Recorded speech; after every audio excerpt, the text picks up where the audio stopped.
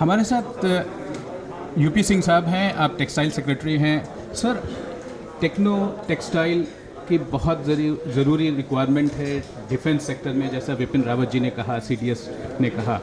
क्या चैलेंजेस हैं मिनिस्ट्री के लिए और इंडस्ट्री के लिए? देखिए, जैसा कि आप जानते ही हैं, टेक्निकल टेक्सटाइल बहुत ही एक टेक्नोलॉजी फॉर द फ्यूचर भी है और एक बहुत इसका मल्टी डायमेंशनल यूज़ है। जब हम टेक्निकल टेक्सटाइल की आज भी बात करते हैं तो करीब हम 12 सेगमेंट की बात करते हैं। जैसे आपने एक केवल डिफेंस टेक्सटाइल की बात की, बट आप देखें जैसे मेडिकल टेक्सटाइल है, जितना हमारा पीपी किट और N95 मास्क है वो टेक्निकल टेक्सटाइल से ही बनता है एक्चुअली। तो टेक्निकल टेक्सटाइल को प्रमोट करना बहुत ज़रूरी है। तो उसके लिए गवर्नमेंट ने बहुत सारे स्टेप्स लिए हैं टेक्निकल टेक्सटाइल के। जैसे उसके लिए हमने स्टैंडर्ड्स बनाए हैं, HSN कोड्स बनाए हैं। उसके लिए हमने एक टेक्निकल टेक्सटाइल के लिए अलग से एक मिशन की घोषणा की गई है और मिशन को अभी इस्टेब्लिश किया जा रहा है, जिसमें मिशन डायरेक्टर और बाकी लोग भी होंगे। अभी जो हमारा जो एक गवर्नमेंट ने अनाउंस किया है PLI, परफॉर्मेंस लिंक्ड इंसेंटिव, उसका भी एम्फेसिस जो है वो बेसिकली मैन मेड फाइबर और टेक्निकल टेक्सटाइल पे है। क्योंकि इंडिया में हम जहाँ तक नेचुरल फाइबर हैं उसमें हम काफ़ी स्ट्रॉन्ग हैं, बट जो मैन मेड फाइबर और टेक्निकल टेक्सटाइल है उसमें हमारी जितनी हिस्सेदारी होनी चाहिए उतनी हिस्सेदारी अभी नहीं है एक्चुअली। उसी तरह से जो अभी सरकार ने घोषणा की है कि जो मेगा टेक्सटाइल पार्क्स होंगे तो उसमें भी एक टेक्निकल टेक्सटाइल एक बहुत बड़ा इंपॉर्टेंट सेगमेंट रहेगा। तो आज का जो ये फिक्की ने टेक्नोटेक्स 21 किया है, इसमें सारे जो स्टेक होल्डर्स हैं, चाहे वो इंडस्ट्री के लोग हों या बाकी लोग हों, सब एक जगह इकट्ठा हुए हैं। आज यहाँ एग्जीबिशन का भी ऑर्गेनाइजेशन किया गया है, वर्चुअल एग्जीबिशन। तो मुझे लगता है कि इस तरह से सेमिनार और बाकी डिस्कशंस से और एक आज CEOs के साथ डायलॉग भी है, इससे हम और भी टेक्निकल टेक्सटाइल की दिशा में सरकार और आगे इंडस्ट्री के साथ मिलकर कैसे इसका प्रचार प्रसार कर सके, मुझे लगता है कि उसमें आसानी होगी। एक और सवाल है सर, प्रधानमंत्री जी ने जूट इंडस्ट्री को बहुत ज़्यादा प्रमोट करने के लिए एक बहुत सारे स्कीम्स लाए। जूट इंडस्ट्री के लिए मैडम स्मृति ईरानी जी भी बहुत प्रोएक्टिव हैं। जूट के कपड़े, थ्रेड यार्न बनाना, कपड़े बनाना, वो भी एक चैलेंज है, बट उस पर भी एक एक्सपेरिमेंट होता रहा पिछले कई सालों से और एक पॉजिटिव इम्पैक्ट उसका पड़ा है। नहीं, देखिए, ऐसा है कि जूट इंडस्ट्री इंडिया के लिए बहुत इम्पोर्टेंट इंडस्ट्री है और जूट भी काफ़ी उसके यूजेस हो सकते हैं।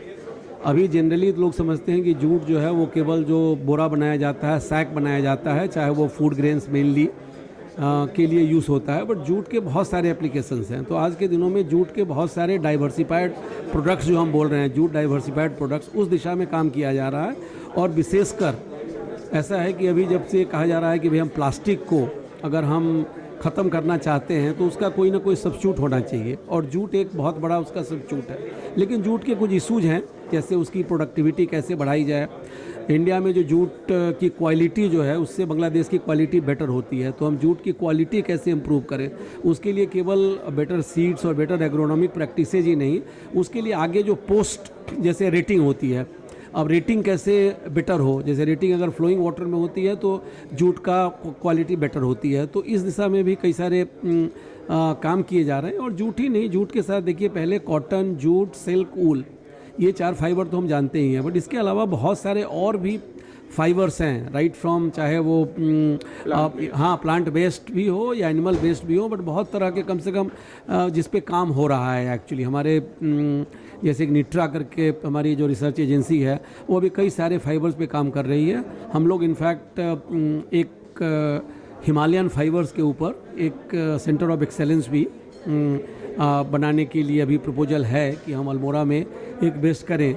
यहाँ तक कि जैसे पाइन नीडल्स होते हैं, पाइन नीडल्स को यूज़ करके भी मतलब उसके भी क्लोथ्स बनाए जा सकते हैं। तो इस तरह से बहुत सारे फाइबर हैं जिन पे काम हो रहा है और मुझे आशा है कि आगे के दिनों में हम कई सारे फाइबर को कमर्शियली डेवलप कर पाएंगे। सर, एक आखिरी और छोटा सा सवाल, भागलपुर में सिल्क कैपिटल भागलपुर को कहा जाता है। शहनवाज हुसैन जी जो उद्योग मंत्री बने हैं बिहार सरकार में, उनका भी कहना है, रिक्वेस्ट है आपके मंत्रालय से कि भागलपुर में निफ्ट का एक ब्रांच खोला जाए। ये कितना संभव है और किस स्थिति पे है, पोजीशन पे है अभी सर? देखिए ऐसा है कि अभी हमारा तो किसी भी स्टेट्स में जनरली आपको पता ही है कि पहले निफ्ट दिल्ली में शुरू हुआ था 1986 में, और आज के दिन में हमारे 17 निफ्ट के कैंपसेज हैं एक्चुअली, 2 एक्सटेंशन सेंटर्स भी बने हैं। तो अभी तो पॉलिसी यही है कि हर स्टेट में, किसी भी स्टेट में हमने एक से ज़्यादा अभी तक निफ्ट नहीं किया है। निफ्ट पटना है, निफ्ट पटना अच्छा काम कर रहा है, तो निफ्ट पटना कवर कर सकता है अगर भागलपुर को भी कवर करना है। लेकिन सिल्क के लिए अदरवाइज, चाहे देखिए भारत एक ऐसा देश है जिसमें हर तरह के सिल्क पाए जाते हैं, एकमात्र ऐसा देश है, केवल मलबरी सिल्क नहीं है जो आप भागलपुर की बात कर रहे हैं, वो मेनली तसर सिल्क है। उसके बाद मुगा सिल्क है जो आसाम में काफ़ी होता है, नॉर्थ ईस्ट में एरी सिल्क है। तो इसमें हमारा एक सिल्क समग्र करके हमारी ये स्कीम चल रही है जिसके अंदर हम सिल्क से जुड़ी सारी चीज़ें जो हैं उसको हम प्रमोट करने की कोशिश कर रहे हैं। Thank you sir.